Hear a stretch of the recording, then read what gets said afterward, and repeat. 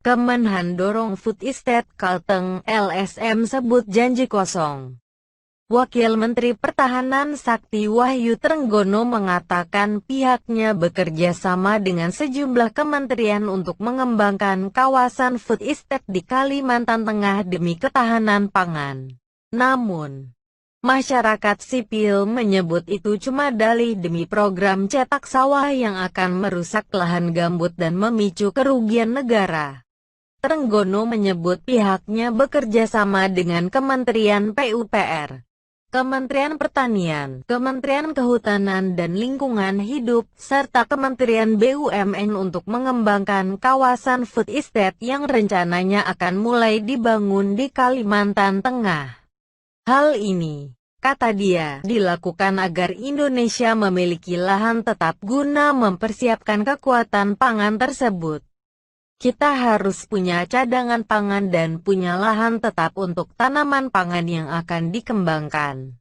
Jadi lahan tersebut tidak boleh berubah fungsi, kata dia. Dalam keterangan tertulis yang diterima Indonesia.com, Rabu 24/6.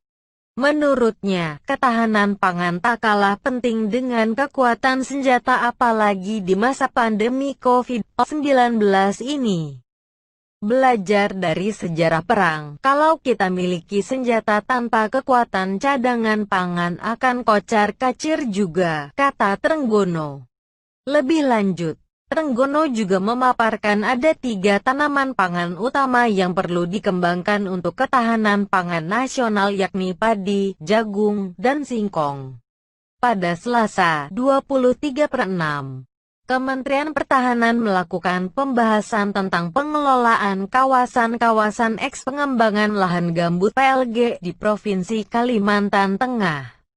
Di kantor Kementerian Pekerjaan Umum dan Perumahan Rakyat, masyarakat sipil, yang merupakan koalisi sejumlah lembaga swadaya masyarakat LSM, menilai dalih pemenuhan pangan lewat program food estate di Kalimantan Tengah hanya janji kosong yang berpotensi besar merusak lahan gambut dan memicu kebakaran hutan dan lahan karhutla.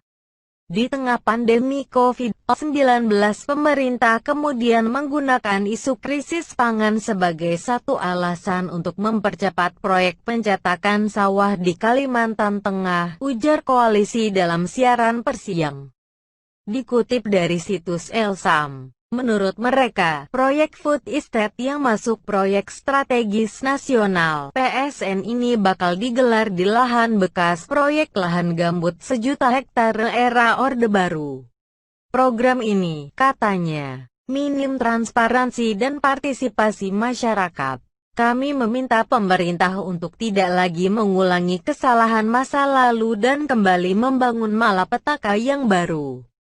Pemerintah harus berhenti menggunakan pandemi sebagai alasan untuk mengeksploitasi gambut, kata masyarakat sipil.